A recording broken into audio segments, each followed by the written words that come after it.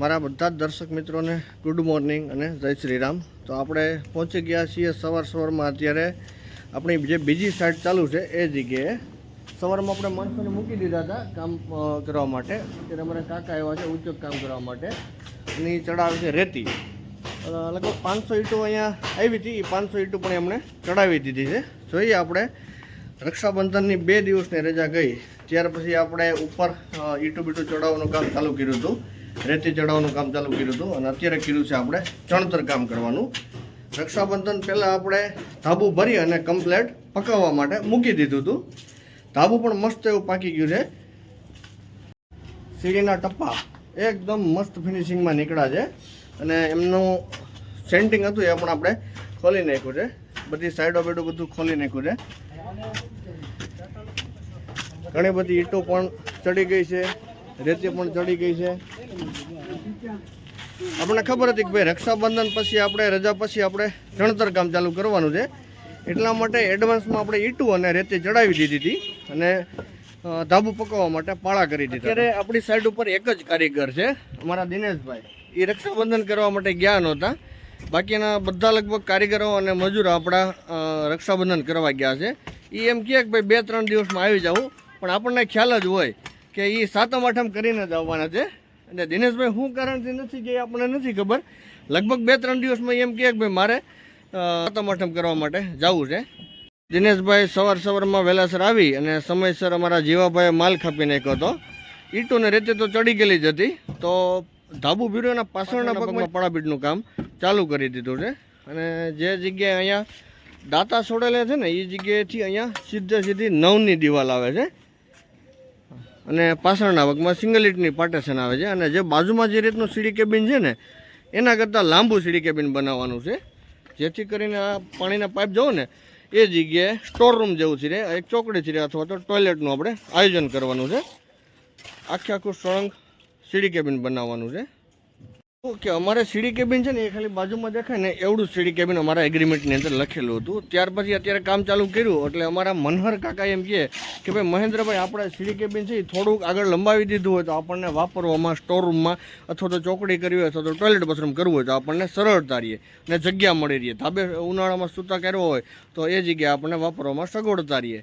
તો ત્યાર પછી આપણે એમને હિસાબ કરી એસ્ટિમેટ આપી અને ત્યાર પછી ફાઇનલી આપણે નક્કી કરી નાખ્યું કે ભાઈ સીડી કેબિન છે અહીંથી લઈને આખું સળંગ કરવાનું છે। જ્યારે આપણે ઈંટું ચડાવીને ત્યારે સળંગ આપણે પાળો કરી દીધો હતો, તો અત્યારે જે જગ્યાએ દાંતા મૂક્યા ત્યાંથી આપણે એક નોંધ મારવાની છે, સળંગ નોંધ મારવાની છે। તો એ નોંધ મારવા માટે ઈંટનો ઢગલો નડતો હતો, તો અમારા જીવાભાઈને કીધું કે ભાઈ ખાલી સમય હોય દિનેશભાઈને 2 તગારા માલ આપી દેવાનો અને ખાલી સમય હોય ત્યારે તમે થોડીક અહીંયા ઈંટું ખેવી અને જગ્યા કરી દેજો। તો જીવાભાઈ આ મસ્ત જેવી જગ્યા કરી દીધી છે અને હવે ત્યાર પછી આપણે મારી દેવી છે સીડી કેબિનની નોંધ।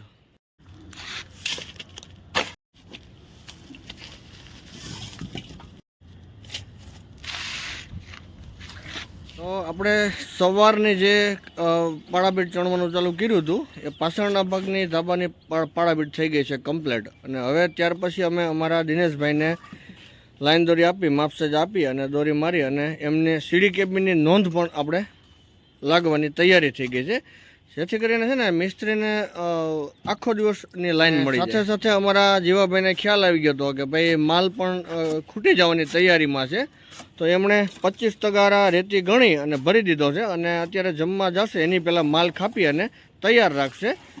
જમી આવી અને ત્યાર પછી તરત કામ ચાલુ થઈ જાય। અત્યારે ગરમી એટલી સખત થાય છે ને કે ભાઈ એમ થશે કે બપોર પછી વરસાદ ચોક્કસ આવવાનો છે। આવું ડેઈલી થાય છે અને વરસાદ આવતો નથી। ગઈકાલે સાંજે થોડો ઘણો વરસાદ આવ્યો, એને લીધે અત્યારે ફૂલ બફારો થાય છે। તમારે ત્યાં વરસાદ છે કે નહીં એ કમેન્ટ કરજો। તો આપણે જઈએ છીએ જમવા માટે।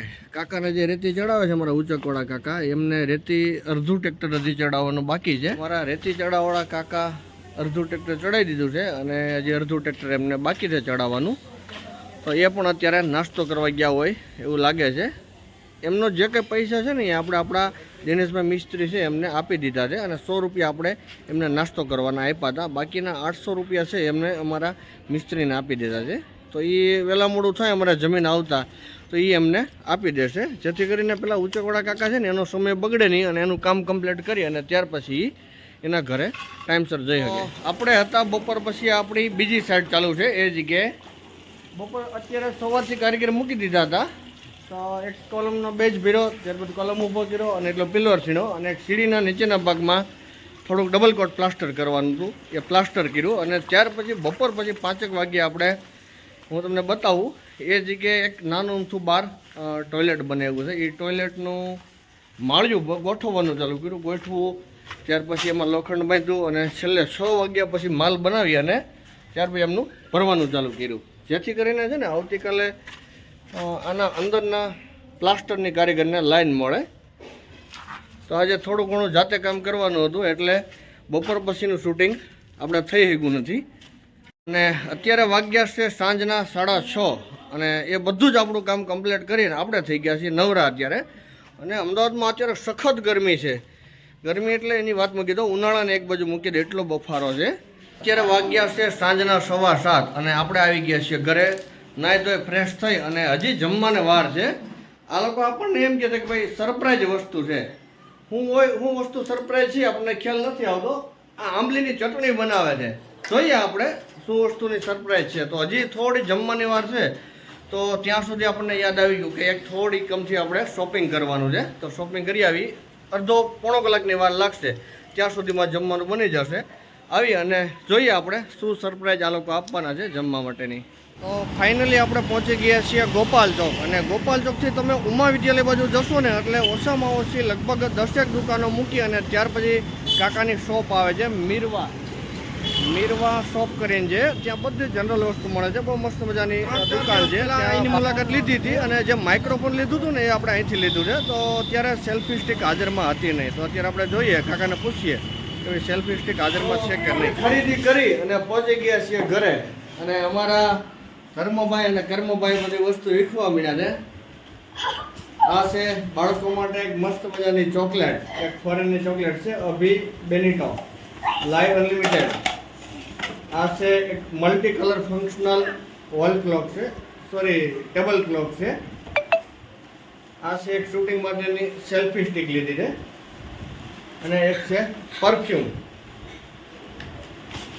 ભુરિયાભાઈ આ વસ્તુનું હજી ભુરિયાભાઈને ધ્યાન નથી. ભુરિયાભાઈ આવું છે ચોકલેટ. તો અત્યારે સાંજના જમણવારમાં નાસ્તા ટાઈપનું છે પકોડી છે.